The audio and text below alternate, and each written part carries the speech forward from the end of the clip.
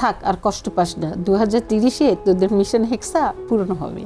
হ্যাঁ হ্যাঁ, আর প্যারা কষ্ট দিও না, আমিই যাবো 2030-এ ব্রাজিলে খেলতে। থাক এইসব নিয়ে আর খোঁচাখুচি করো না। তানভীর ভাই আপনি ইন্টারভিউটা শুরু করেন। কিন্তু আমিও তো ইন্টারভিউতে খোঁচাখুচি করবো, কারণ আপনি কিন্তু ভালো করে জানেন আমি কিন্তু এন্টি ব্রাজিলিয়ান। না, আপনি এন্টি ব্রাজিল হইতে পারেন, কিন্তু ব্রাজিল তো বাদ হয়েই গেছে, তো আর খোঁচাখুচি করে লাভ আছে? যা চেয়েছেন তা তো পেয়ে গেছেন, তাই না? মানে আপনারা সারেন্ডার করেছেন ওয়ান কাইন্ড অফ, রাইট? হ্যাঁ, এই ওয়ার্ল্ড কাপের জন্য স্যারেন্ডারি করলাম, নেক্সট ওয়ার্ল্ড কাপে আবার দেখা হবে। মানে আগামী মিশন হেক্সা 30 শুরু হবে। হ্যাঁ, কিন্তু এটাই। আপনাকে একটা ছোট্ট ইনফরমেশন দিয়ে আজকে প্রোগ্রামটা শুরু করতে চাই। আপনি কি জানেন যে এই বছর মানে এইবারে বিশ্বকাপে ব্রাজিলে আরেকটা মিশন হেক্সা পূরণ হয়েছে? কি সেটা? টানা 6 বার তারা বিশ্বকাপ জিততো না। এটা কিন্তু এক ধরনের মিশন হেক্সা। এরকম তো আই গেস অন্যান্য সব টিমের সাথেই হচ্ছে, তাই না? না না, অন্য আর কোনো টিম কিন্তু টানা 6 বার হয়নি এভাবে। টানা 6 বার যেহেতু হারেনি? প্রতিবার ব্রাজিল মিশন হেক্সা কমপ্লিট করতে আসে, এইবার কিন্তু ব্রাজিল এক প্রকার মিশন হেক্সা কমপ্লিট করবে না, কিন্তু বিশ্বকাপ না জিতে। ব্রাজিলের উপরে ভারটা সবচেয়ে বেশি থাকে, কারণ কি? কারণ বিশ্বের সেরা দল, তো এক্সপেকটেশনও ওইরকম থাকে। আজ পর্যন্ত কোনো দলই এরকম নাই যে প্রত্যেকটা ওয়ার্ল্ড কাপ ক্যাম্পেইনেই খেলছে, হ্যাঁ। ব্রাজিল বাদে। তো এরকম হেরিটেজ কালচারাল একটা টিমের উপরে ভার থাকবেই, তাই স্বাভাবিকভাবে আমরা শোক পালন করতেছি যে আমরা এইভাবে বের হয়ে গেছি। বাট দেখা হবে 2030। ঠিক আছে, আপনাদের দুজনকে স্বাগত জানাচ্ছি। এগুলো নিয়ে আজকে অনেক আড্ডা হবে, একটু দর্শকদেরকে একটু স্বাগত জানিয়ে আসি। দর্শক, স্বাগত জানাচ্ছি সময়ের গল্পে, সঙ্গে আছি তানভীর হাসান, এবং আজকেও আড্ডা দেবো দুজন অতিথির সঙ্গে। আপনারা অনেকেই তাদেরকে চিনেন, মা এবং ছেলে খুব সুন্দর সুন্দর কন্টেন্ট বানান এবং আপনারা খুব উপভোগ করেন, লেজি পান্ডা। শুরুতে আমি আপনার কাছে জানবো এবং আপনার কাছে আসবো আন্টি, যে দুজনের পরিচয়টা একটু দুজনের মুখ থেকে জানতে চাই। আপনি নামটা বলবেন এবং কিসের সঙ্গে কি করছেন এই মুহূর্তে? আমার পুরো নাম তো মোহাম্মদ নুরি মাশফিক হোসেন। আমি এই 6 মাস হলো আমি কানাডা থেকে মাস্টার্স কমপ্লিট করে আসলাম। এখন হয়তো কিছুদিনের মধ্যে আমি কানাডায় আবার ব্যাক যাব, ওইখানে গিয়ে আর যা যা আনুষ্ঠানিক কাজ আমার বাকি আছে ওইগুলো করব।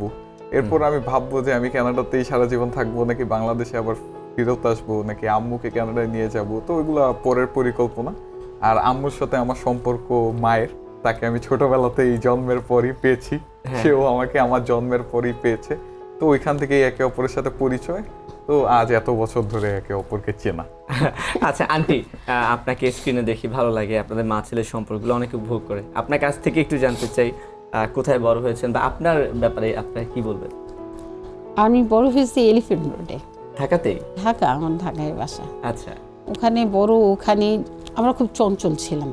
আর 2 নম্বর কথা হলো আমরা একদম খোলা আকাশে খেলতাম, প্রচুর খেলতাম। যেমন ওই ঢাকা ইউনিভার্সিটি সব ডিঙায় টিঙায়, জাদুঘরি সব দৌড়ায় আবার আমাদের গলিতে আসতাম, আচ্ছা। এরকম খেলতাম।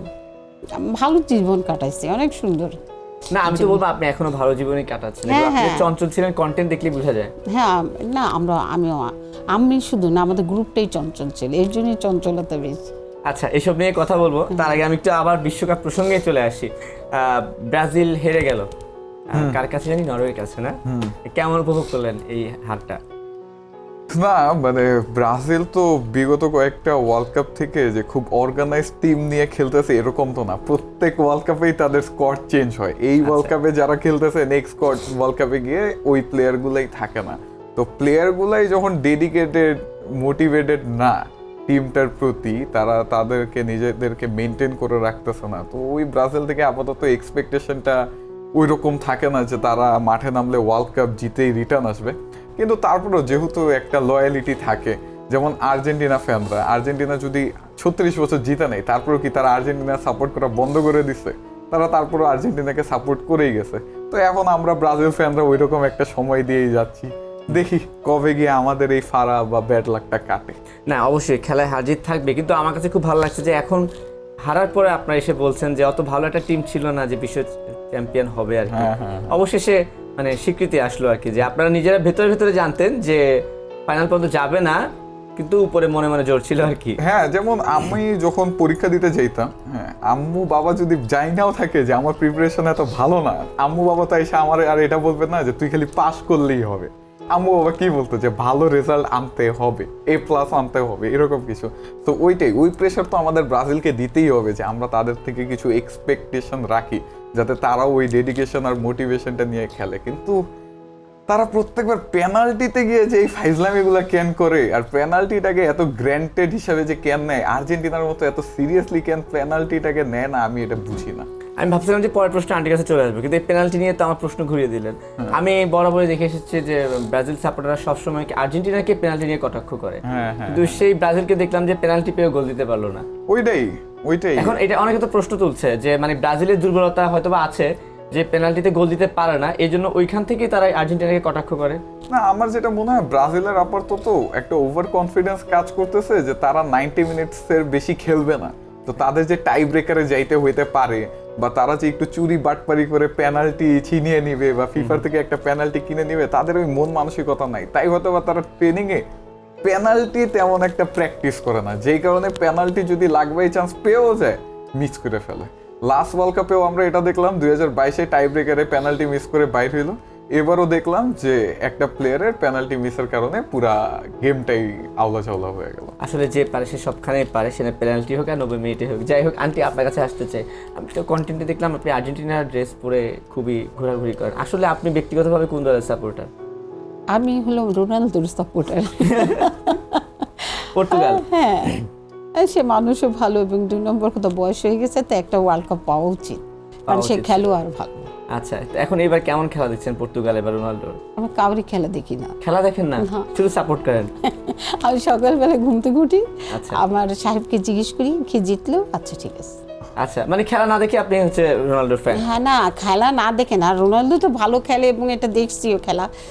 তবে এটা তো সত্যিকার, যখন গেলবারে যখন মেসি ওয়ার্ল্ড কাপটা পেলাম খুব খুশি হয়েছি, কারণ ওদের তো চলে যাবে, ওদের সময় চলে আসতেছে, তা ও একটা পাক রোনালদো এরকম একটা ব্যাপার। সেই হিসেবে তো নেইমারও তো এটা পাওয়া উচিত ছিল, আমি যতটুকু জানলাম অবসরের ঘোষণা দিয়ে দিয়েছে। বাট আমি একটা ব্রাজিল ফ্যান হিসেবে আমি যদি যে কেউ ফুটবলের ফ্যান তাকে যদি জিজ্ঞেস করি, ঠিক আছে, আপনি কোন কোন প্লেয়ারের মধ্যে ওই লেভেলের ডেডিকেশন দেখছেন যে তাদের মধ্যে আসলে একটা ক্রেভিং আছে জিতা, মেসির মধ্যে আছে, রোনালদোর মধ্যে আছে, এমবাপ্পের মধ্যে আছে, হাল্যান্ডের মধ্যে আছে, আমি নেইমারকে বা ব্রাজিলের বেশিরভাগ প্লেয়ারকেই ফুটবল ক্যারিয়ারটাকে অনেক গ্র্যান্টেড হিসেবে নিতে দেখছি। তারা একটা সামান্য পরিমাণে টাকা কামানোর পরপরই তারা ফুটবলটাকে ওই প্যাশনেট ভাবে নেয় না যত অন্যান্য প্লেয়ারগুলা নেয়।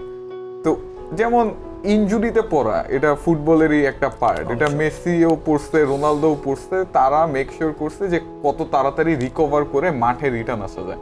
আমি নেইমারকে দেখছি যে সে যতবারই ইনজুরিতে পড়ছে সে পার্টি করতে চলে গেছে, চিল মুডে। হ্যাঁ, সে কোনো ইয়টে চলে গেছে। এভাবে তো আর মানে প্যাশন শো হয় না, এভাবে তো আর খেলার প্রতি ডেডিকেশনটা দেখা যায় না।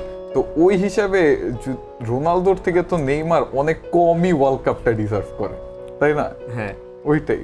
যাক, এই কথাটা আমার শুনে খুব ভালো লাগছে। না, আমি একটা জেনুইন ফুটবল ফ্যান। আমি ফুটবলের সৌন্দর্যতা বজায় থাকুক এটা খুব বেশি একটা চাই। যেমন আপনি যদি 2014 বা 10-এর ওয়ার্ল্ড কাপও ফলো করে থাকেন, ওই টাইমে কিন্তু খালি ব্রাজিল আর্জেন্টিনা কথা হইতো না। ওই টাইমে Spain, Italy, Germany, France, Brazil, Argentina সব টিমেরই ফ্যান দেখা যেত আশেপাশে। পুরা ঢাকা শহর সবগুলা দেশেরই পতাকা দিয়ে ভরে যেত। এখন খালি ব্রাজিল আর্জেন্টিনা। কিছুদিন পরে যদি আমি ধরলাম যে ব্রাজিল ফ্যানরাও সব বাইরে হয়ে গেল, সবাই আর্জেন্টিনায় শিফট হয়ে গেল, এরপর তর্কটা হবে কার সাথে? এরপর অ্যাকচুয়ালি খেলাটা তো পুরো ওয়ান সাইডেড হয়ে যাবে। খেলাটা তখন দেখে কি আর আগের মতো মজা লাগবে? এটাই। যাই হোক, আমরা আর খেলা নিয়ে বেশি কথা না বলি, তবে আমার কাছে একটা জিনিস বলবো যে সেটা হচ্ছে যে একজন প্লেয়ারের মনে হয় ফিটনেস একটা ফ্যাক্ট। আর নেইমার যতই ভালো খেলুক না কেন, মেসিও কিন্তু ইনজুরিতে পড়ে, তো আমাকে আমার ইনজুরি বা ফিটনেস সম্পর্কে সচেতন থাকতে হবে। মেসি যদি পারে, ক্রিস্টিয়ানো রোনাল্ডো পারে, নেইমার কেন পারলো না? সেটা আসলে একটা বড় প্রশ্ন। এটা ব্রাজিল সমর্থকদের কাছে আমরা ছুড়ে দিলাম, ঠিক আছে, আপনিও ছুড়ে দিলেন। কন্টেন্ট ক্রিয়েশন চলে আসি, লেজি পান্ডা। আমি যখন থেকে দেখা শুরু করেছি তখন থেকে দেখলাম যে আন্টিকে নিয়েই আপনি বানাচ্ছেন। কবে থেকে আপনার এই কন্টেন্ট ক্রিয়েশন আসলে? আমার এটা 2022-এর শেষের দিকে, মানে আমি ভুলে ভিডিও এডিটিং শিখে ফেলছিলাম। আচ্ছা, এখন আমি ওই এডিটিং স্কিলটা দিয়ে করবোটা কি? তো তাই আমি ভাবলাম যে আচ্ছা র্যান্ডম কিছু ভিডিও বানাই দেখি। সো শুরুতে আমি নিজেই ক্যামেরার সামনে ব্লা ব্লা বলতাম, জাস্ট কনফিডেন্সটা গ্যাদার করার জন্য যে আমি যাতে ক্যামেরার সামনে কথা বলতে পারি। এরপর আমি গেলাম আমার ক্যাম্পাস আইইউবিতে, আমি আইইউবিতে পড়ছি। তো আইইউবিতে গেলাম, ওইখানে গিয়ে আমি কিছু র্যান্ডম ছেলে মেয়েদেরকে বললাম যে দে ওয়ার ভেরি হেল্পফুল। তো ওদেরকে বললাম যে আপনারা একটু ভিডিওর সামনে আপনার মাকে কল দিয়ে আই লাভ ইউ বলবেন। And that was the ultimate concept. Okay, and তারা ভিডিওর সামনে আই লাভ ইউ বললো, আমি ভিডিওটা বানাইলাম। আর এত ইমোশনাল ভিডিওটা যে আউটকাম আসবে এটা আমি বুঝিনি। আমি আপলোড দিলাম, রাতের বেলা আপলোড দিয়ে ঘুমাই গেছি।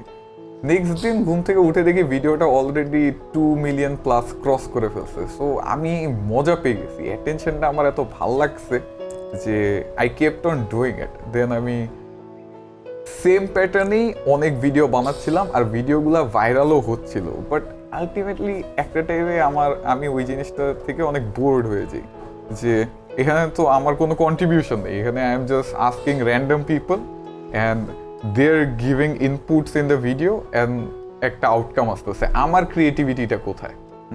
আমি কি করতেছি যে আমার কোনো একটা স্ক্রিপ্ট বা কিছুই লাগতেছে না। সো আমি এরপর ওইটা থেকে বের হয়ে আসলাম। এরপর আমি ভাবলাম যে এখন আমি রোস্টিং ভিডিও বানাবো, কিন্তু আমি জাস্ট একজন পার্টিকুলার মানুষকে রোস্ট করবো না, আমি পুরো এলাকা রোস্ট করবো। মিরপুর, ধানমন্ডি, গুলশান, বনানী, পুরান ঢাকা, কুমিল্লা, বরিশাল। তো এরকম করা শুরু করলাম। ওই ভিডিওগুলো আমার ভালোই রেসপন্স আসতেছিল। ইভেন আমি ভার্সিটি ডিপার্টমেন্টস যে সিএসসি, বিবিএ এইসবে যে কি হয়, কি ধরনের কথা, ওইগুলো নিয়েও ভিডিও বানানো শুরু করলাম। ওইগুলোও ভাইরাল হইলো। পরে আমি একটা টাইমে আম্মুর মধ্যে যে কিছু অ্যাক্টিং ট্যালেন্টস আছে, স্কিলস আছে বা চঞ্চলতা আছে, হ্যাঁ, এটাকে কিভাবে ইউজ করা যায় এটাও ভাবলাম। অ্যান্ড দেন আম্মু তো এখন কেউ আমার আর ফ্যান নাই, সবাই আম্মুর ফ্যান। হ্যাঁ, তাহলে আমি আন্টির কাছে চলে আসি। আন্টি, প্রথম কথা হচ্ছে যে যখন কেউ মানে ভিডিও বানায়, কন্টেন্ট ক্রিয়েশন, অনেকে তো বলে যে আমাদের দেশে যেটা দেখা যায় বেশিরভাগ অভিভাবক বলে যে বাচ্চা কাচ্চা নষ্ট হয়ে গেছে। এখানে এখন আপনি সবাই কন্টেন্ট বানাচ্ছেন। বিষয়টা যখন আপনাকে মাশফিক শুরুতেই বললো যে আম্মু চলো তোমাকে নিয়ে কন্টেন্ট বানাবো, আপনি কিভাবে, মানে কি মনে হলো আপনার কাছে বিষয়টা? না না, এইগুলো কিছু বলে নাই। বলে নাই? ও শুধু বললো যে বলো, একটু বিনয় করে বলো, এরকম একটাকে। আর এটা সত্যিকার। আমি আবার কিছু বাচ্চা পালতাম 2টা, তো ওদের নিয়ে আমি খুব মজা করতাম, মস্কারা করতাম। এবং এই জিনিসটা ওই ছোট্টবেলা থেকেই অভ্যাস। মানে আমরা বন্ধু বান্ধব বলেন, চাচাতো ভাই বোন, এরা এক জায়গায় বসলে দুষ্টামি ছাড়া আর কোনো কাজ ছিল না। তো ওগুলো তো আসলে দুষ্টামি করতে গেলে কিন্তু তোমার চেহারা বা ভালো তোমার মানে বডি কথা বলে, বুঝছো না? ওইরকম মিথ্যামিগুলো করতাম, তো ওতে এসে গেছে, বুঝছো? করতে করতে হয়ে গেছে। হ্যাঁ, সহজ আমার কাছে, বহুত সহজ। আমার কাছে ফাইজলামিটা ন্যাচারালি আছে। ন্যাচারালি আমি আসলে ন্যাচারালি ফাজলামি করি। মানে চট করে আমার উপস্থিত বুদ্ধি হিসাবে এই মুহূর্তে আমি কি কথাটা বলবো, যে বানানো বা কি তা না। যেমন বেশিরভাগ ক্ষেত্রে কি দেখা যায় যে মা বাবারা বাচ্চা কাচ্চাদের থামাইতেছে যে বইলো না ঝামেলা হবে। আমার আর আমার বোনের আম্মুরে থামাইতে হয় যে আম্মু বইলো না ঝামেলা হইতে পারে, একটু চিল করো। হ্যাঁ, আমার মেয়ে তো ভীষণ, ও খুব টেনশনে থাকে আমাকে নিয়ে, এটা কোন সত্যিকার যে কি বলে ফেলে। হ্যাঁ, এটা একটা খুব বড় মানে টেনশনের বিষয়। আমি তো বলি স্বাভাবিকভাবে, সমস্যাটা কি? আমার জামাইটা আবার খুব লক্ষ্মী, আচ্ছা, তাই আমাকে অনেক সাপোর্ট করে। না, আমরা তো ধরুন ওনার বোন বা আঙ্কেলকে তো ভিডিওতে মানে দেখিনি, কখনো দেখেছি? হ্যাঁ, আমি ওই প্রসঙ্গে আসতাম, কিন্তু আমি দেখলাম যে ভিডিওতে আপনি ওনার বিয়ে নিয়ে সবসময় খুব টেনশনে থাকেন। দেখলাম যে একটা ভিডিও দেখলাম যে করে নিয়ে আসতে বলছেন দূর থেকে, যে কেউ যদি ঠিক বয়সে বিয়ে করতো তাহলে এরকম একটা বাচ্চা থাকতো। এই কনসেপ্ট বা এইসব এগুলা কিভাবে আপনারা মেকিং করেন, নাকি হুটহাট তৎক্ষণাৎ কোনো কি না? ওকে আমি কোলে নিয়ে, আমার ছেলের বাচ্চা, তো ওকে নিয়ে আমি কি করছি, আমার ছেলের না, তার বোনের ছেলের বাচ্চা, মানে আমার কাজিনের। সে আবার আমার সাথে খুব একটা গুড রিলেশন বাচ্চাটা।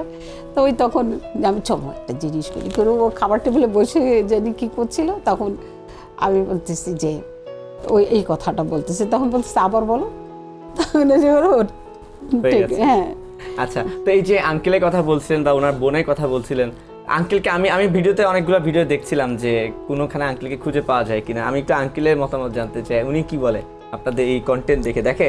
না, তোমার আঙ্কেল হলো খুব একটা সাধারণ মেন্টালিটির, ওর মধ্যে কোনো জড়তা নাই, কোনো কিছু নেই। এই যে আমরা দুজনে যে এগুলো করি, এটা নিয়েও তোর আর কোনো কি নেই। বাসায় বহুত কাজ রেখে আসছি, ওর কাছে ফালাই দিয়ে যে চলে আসছে এখানে। না, সন্তান আর মায়ের সম্পর্কটা এমন হয় ভালো। আমার মায়ের সঙ্গে আমি আসলে খুব ফ্রেন্ডলি হতে পারি। আমি কন্টেন্ট বানাই না, কিন্তু আমার যত ঝগড়া, যত চাওয়া পাওয়া, চিল্লাচিল্লি যা আছে সবই আম্মুর সঙ্গে। তা আপনাদের মধ্যে কি আসলে ঝগড়া হয় না? ঝগড়া মানে যদি খুব টক্সিক ভাবে ট্রান্সপারেন্ট হয়ে বলতে হয়, হ্যাঁ, যে ছোটবেলায় তো আমি আম্মুরে দেখতে পারতাম না, আমি দেখতে পারতাম না, কারণ আমি এত মাইর খাইছি। একদিন আম্মু বাবার সাথে ঝগড়া করে তো নানি বাসা চলে গেছে। না না, সেটা ওর জন্য। আচ্ছা, আমার জন্য এবার যেটার জন্য হোক ওর চলে আব্বুর গেছে। জন্য। তো আমি তো সেই দিন আমার জন্য ঈদ, আমি খুশি, আমি বলছি আম্মু ইজ গন, ঠিক আছে। পরে নেক্সট দিন রিটার্ন এসে পড়ছে, আমি যে কি স্যাড, আম্মু চলে আসছে। কেন, ঠিক আছে। কারণ আম্মুরে আমি ছোটবেলায় অনেক ভয় পেতাম, আমি অনেক মাইর খেয়েছি, আমি আম্মুর থেকেও অনেক মাইর খেয়েছি, বাবার থেকেও অনেক মাইর খেয়েই বড় হয়েছি। তো এরপরে সবাই মনে করে আমি অনেক আদরের সন্তান, যে আমি খুব আদর পেয়ে পেয়ে এত, বাট না, ব্যাপারটা এরকম না। আর আমি ছোটবেলায় স্টুডেন্ট অনেক বাজে ছিলাম, মানে যদি সত্যি কথা বলি, আমি কেমনে মাস্টার্স কমপ্লিট করে ফেললাম তাও আবার কেন থেকে আমি জানি না। কারণ ক্লাস 10 পর্যন্ত, ক্লাস 3 থেকে ক্লাস 10 পর্যন্ত এমন কোনো ক্লাস নাই যে আমি ফেল করিনি, ঠিক আছে। এটা একটা তবে harsh আমার reality একটা of my জিনিস life. ছিল, আমি কারোর সাথে ওকে তুলনা করতাম না। কারণ আমার একটা ইচ্ছা যে ও বেসিক হোক, ফার্স্ট সেকেন্ডের দরকার নেই। কারণ আমি দেখছি বহু ফার্স্ট সেকেন্ড শেষ মাথায় গিয়ে ঠেকে গেছে, আগায় নেই। কিন্তু যারা ওই যে ফেলটুস মার কাছে, ওরা একটা টাইমে ওদের ব্রেন আসে, আমার কিছু করতে হবে, আমি তো ফেল মেরে মেরে যাচ্ছি, এখন আমাকে আগাতে হবে, ওরাই কিন্তু হয়। ম্যাক্সিমাম বাচ্চারা কিন্তু ওগুলোই হয়েছে। তা ওদের কেমন জানি অলৌকিকভাবে ব্রেন কথা বলে। তো সেরকমই আমি ওই নিয়ে কোনোদিন ওরা বলি নাই তোমাকে ফার্স্ট সেকেন্ড হতে হবে, ও এরকম রেজাল্ট বলছে, সেগুলো আমার মাথার মধ্যে না। কিন্তু কথাটা হলো একটা মিনিমাম তো 33 আন। 33 আনতে পারতাম না। 33 আমার ক্লাস 10-এ আমি ফেল করছি, তো আমাকে স্কুল থেকে বাই করে দিচ্ছে। কোন স্কুলে ছিলেন? আমি স্কুলটা মেনশন করবো, ঠিক আছে। তো আমাকে বের করে দিচ্ছে। এখন আমার 4টা সাবজেক্টের মার্ক মিলায়, তো আমি কি ভাবতেছি যে আমার ফ্রেন্ডরা আসবে আমাকে একটু মানে কনসোল করবে, মানে একটু সান্ত্বনা দিবে এরকম। আমার একটা ফ্রেন্ড এসে আমার বলতেছে যে তোর স্কুলে রাখবে কেন, তো 4টার মার্ক মিলায় একটার পাস মার্ক হয় না। 33 হয়নি? 33 না, পাস হয়ে গেছে কত ছিল, 18 হচ্ছে না, ঠিক আছে। আমি এত খারাপ স্টুডেন্ট যে আমার এত খারাপ দশা। সো আফটার দ্যাট আমি অ্যাকচুয়ালি এডুকেশনটাকে অনেক সিরিয়াসলি নিয়েছি, বিকজ এক রাতে বসে আমি ভাবতেছি যে আমার মধ্যে না অনেক বেশি ট্যালেন্ট আছে, না আমি গান গাইতে পারি, নাচতে পারি, অ্যাক্টিং করতে পারি, ওর কিছু একটা, আমার তো কিছু একটা লাইফে কইরা চলতে হবে। সো আমার এটাই একমাত্র জায়গা যেখানে আমার একটু ভালোভাবে নলেজ গ্যাদার করতে হবে। সো ওই টাইমটার পরে আমি এডুকেশনটাকে সিরিয়াসলি নিচ্ছি, অ্যান্ড দেন আলহামদুলিল্লাহ সোফার যতটুকু একাডেমিক ওয়াইজ অ্যাচিভ করছি, I am okay with that.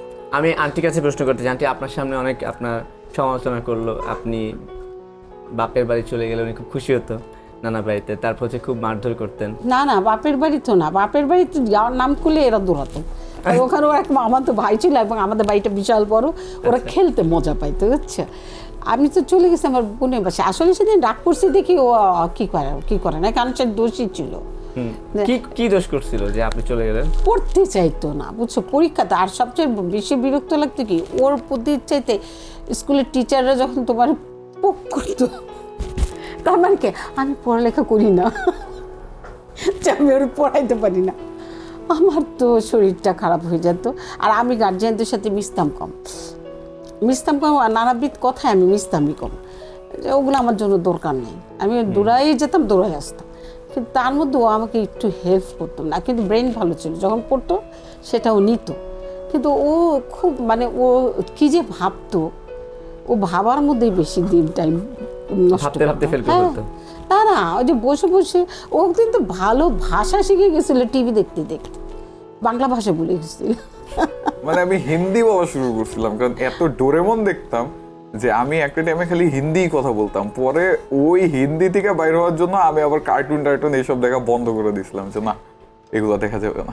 সেক্ষেত্রে এখন যে সেই ছেলে সেখান থেকে সে এখন কোথায় পড়াশোনা করছেন বললেন? আমি কানাডায় ট্রেন্ট ইউনিভার্সিটি টরন্টোতে, ওইখান থেকে মাস্টার্স কমপ্লিট করলাম, আর ব্যাচেলার কমপ্লিট করছি আইইউবি থেকে।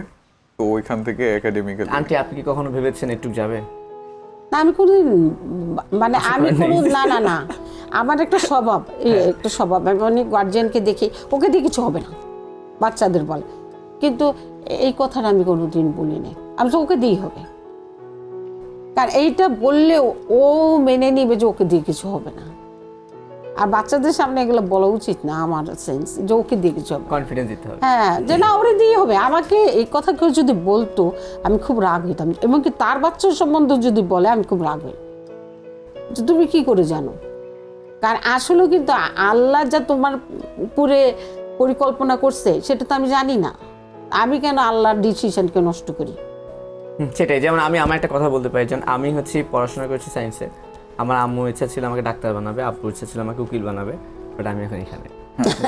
একজন এবং আমি কখনো নিজেও জানতাম না যে আমাকে হয়তো এখানে আসতে হবে, তো এখানে আমি কাজ এখন করবো। আপনাকে প্রশ্ন করি, আপনি কি স্যাড?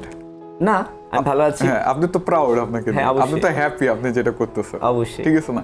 তো in the end of the day তো এটাই ম্যাটার করে যে আপনি যেটা করতেছেন ওইটা করে আপনি হ্যাপি। কারণ মনে করেন একজন ফোর্সফুলি ডক্টর হয়ে গেল, লয়ার হয়ে গেল, ইঞ্জিনিয়ার হয়ে গেল, বাট ওরা যে জিনিসটা করতেছে ওইটাতে ওরা হ্যাপি না, they are not satisfied, then what's the point of living that life or being that particular person, তাই না? তো দ্যাটস ওয়াই আমি যেটা মনে করি যে আমাদের লাইফটা কিছু ভাবে দেখলে অনেক বড় মনে হয়, আবার অনেক দিক দিয়ে অনেক ছোটই। সবচেয়ে বেশি আমাদের লাইফে যেটা দরকার ওইটা হইতেছে হ্যাপি থাকা, খুশি থাকা। আমি লাইফে অনেক টাকা কামায় ফেললাম, আমার কাছে অনেক কিছু আইসা পড়লো, বাট আমি মেন্টালি হ্যাপি হইতে পারতেছি না। হ্যাঁ, আবার অনেকে এই সব কিছু ছেড়ে দিয়ে গ্রামে গিয়ে কোনো জায়গায় বা পাহাড়ে গিয়ে কোনো জায়গায় থেকে অনেক বেশি হ্যাপি হয়ে যায়। যেমন আমরা যখন বান্দরবনে যাই, আমরা জিজ্ঞেস করি না যে এরা এখানে কেমনে থাকতেছে, এটা এত পাহাড় বেয়ে, ওরা ওইখানেই হ্যাপি। ওদেরকে যদি আমি ঢাকায় নিয়ে আসি, ওরা হয়তো বা মানে এত সুবিধা পাওয়ার পরও ফ্রাস্ট্রেটেড হয়ে আর থাকতে পারবে না। তো in the end of the day what we only need is to be happy, that's all. এবং এখানেও একটা যুক্ত করি, যেমন আমি যখন ইন্টার পাস করলাম, আমাকে হচ্ছে আমার আম্মু একটা বেসরকারি বিশ্ববিদ্যালয়ে ইলেকট্রনিক্স অ্যান্ড টেলিকমিউনিকেশনে ভর্তি করায়। তো আমি প্রথম সেমিস্টার পড়লাম, আমার মাথায় কাজ করলো, সারা জীবন আমি অঙ্ককে ভয় পাইছি, আর আমার আম্মু আমাকে এনে দিলে সেই ম্যাথের মধ্যে, আমি কিছু বুঝতাম না। আমি পরের সেমিস্টারে টাকা নিয়ে জার্নালিজমে ভর্তি হয়েছি একটা ইউনিভার্সিটিতে। আমার আব্বু আম্মু জানতো না, যখন জানছে আমার আব্বু 2-2.5 বছর আমার সাথে কথা বলেনি, যে একটাই রাগ যে ছেলে কেন ইঞ্জিনিয়ারিং ছেড়ে মানে জার্নালিজম নিয়ে পড়তে গেল। সে আমার আম্মু কিন্তু এখন ফোন দিয়ে বলে, এই আমার ছেলে কিন্তু সময় টিভি সাংবাদিক। মানে এই জিনিসটা আমি খুব ভালো লাগে যে আসলে একটা সময় গিয়ে যখন আমি প্রুভ করতে পারছি যে না আমি হয়তো বা কিছু করছি বা আমার একটা আয় ইনকাম হচ্ছে ভালো, এখন ওনারা কিন্তু হ্যাপি।